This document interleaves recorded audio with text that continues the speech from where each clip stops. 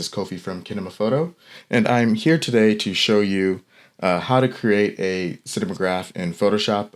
This method is just using no special tools or extensions or plugins, right? It is just simply how to create a cinemagraph in Photoshop. So the method will apply equally in Mac or PCs, whatever you can use that runs it. So as we're going through, what essentially a cinemagraph is, of course, you start with a video, right? You create a still from that video, and then you mask out the parts where you want to actually move, right?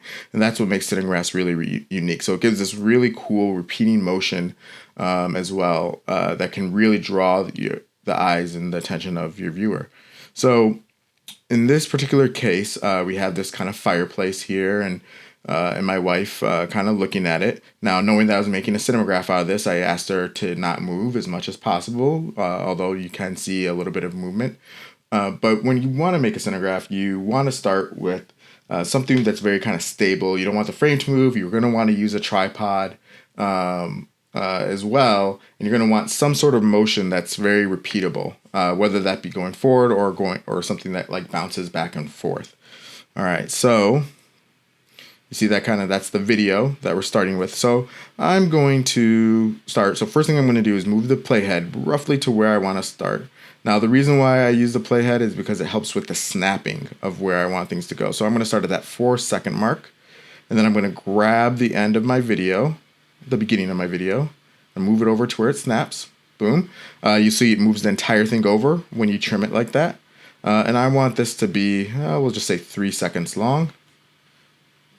Fire is a great one for cinemagraphs because it does go so quickly that it does help when you're trying to see, really blend the pieces together. It blends really, really well.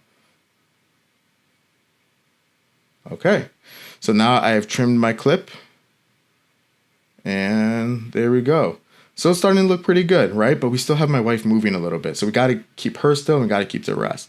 So the way we're going to do that is we are going to first create a layer on top based on a still image. So the first thing I'm going to do is I'm going to go down there. I'm going to create a new layer.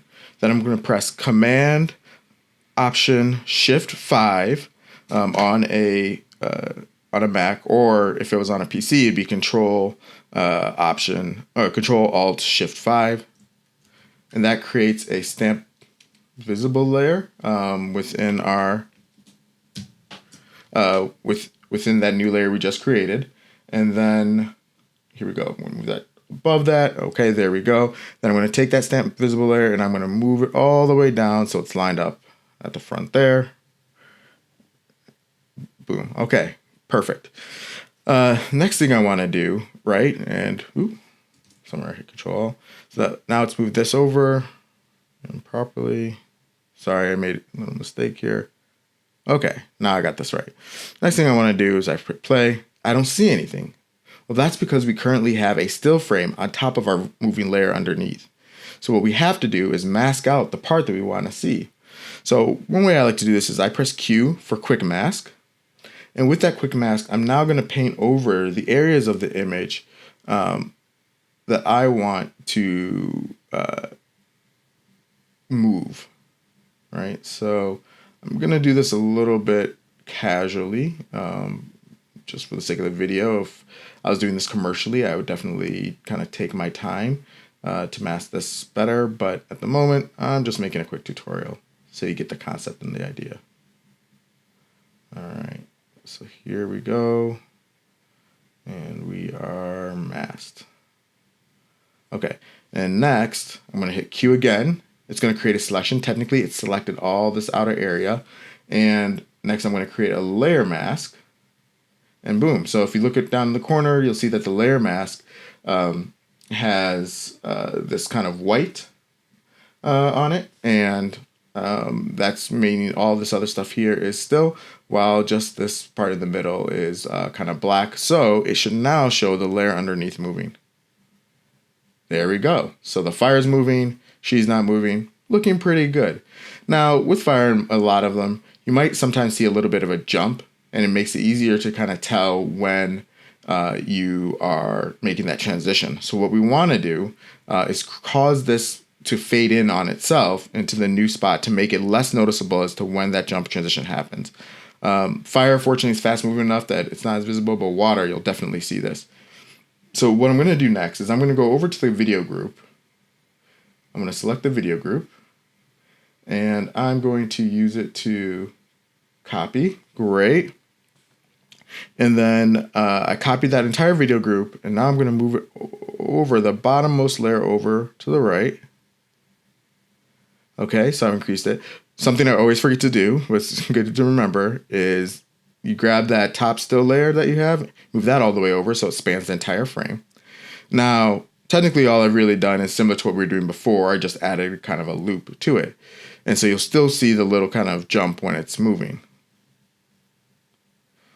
So what I have to do to make it less seamless is to create some sort of fade. So what I'm going to do is I'm going to grab this kind of second layer here, the video group one kind of copy. I'm going to open it up. And somewhere, let's say I want a 1 second long fade, right? So call this group from here goes to 2, it's 3 seconds. So we're at the 2 second marker. And I'm going to go here and create an opacity keyframe, all right? So that's a keyframe there. That opacity keyframe is still at 100%, which you can see over in the corner. Then I'm going to move that all the way to about close to the end. I'm going to create another keyframe. I'm going to make that keyframe 0. All right, so now it's going to show the layer that's underneath. And with that, I'm just going to move it over so it's right at that beginning spot. Right, so now what's going to happen, of course, is when you see this, right? So the keyframe, what it means is between here and here, this layer is going to go from 100% visible to 0% visible, right? So if we take a quick look, boom, and then all of a sudden it comes back, right? So now what this means is that we have to go to this bottom layer, and to create that transition, we're actually going to grab onto it just a little bit, and we're actually going to move it out roughly to where that other keyframe starts. So I'm a little bit off. Okay, great. So now, as this one goes away, it's going to start revealing this one, bottom layer more and more. And we'll let it go. It might slow down when it renders a little bit. Right, good. So now, there's a really nice fade in between the two. Okay, that's great. So now we basically have our Cinemagraph made. Now things, of course, you could do if you wanted to do some toning, and people often do, is you might go and create, like, for example, a curves layer, right? Now you have to be careful where you put it. I did not select the topmost frame, so it ended up putting it associated with that layer. So now I put it up, I have to go to the top, and I got to move it over.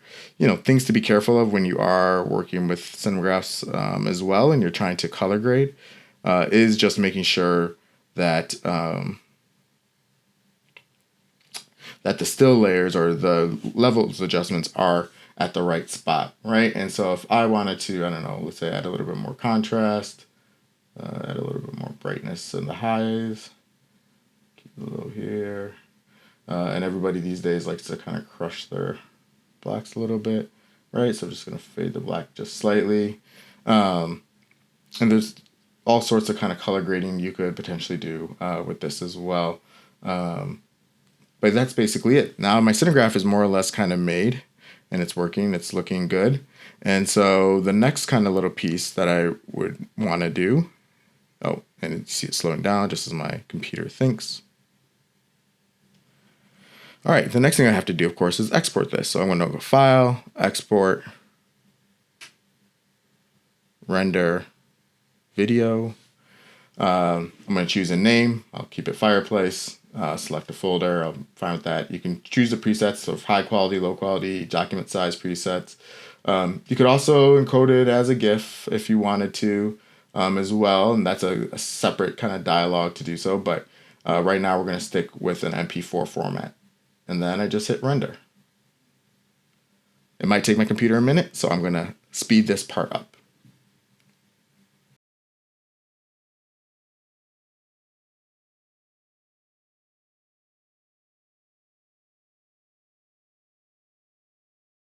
Okay. And now let's look at the final composition. And there we go. Press play. Everything here is still. Everything is going. Great. It looks great. So in general, that's how you make a Cinemagraph. They're really cool, tons of fun to play with.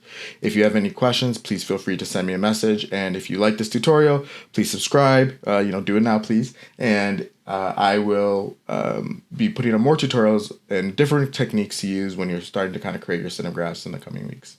Great.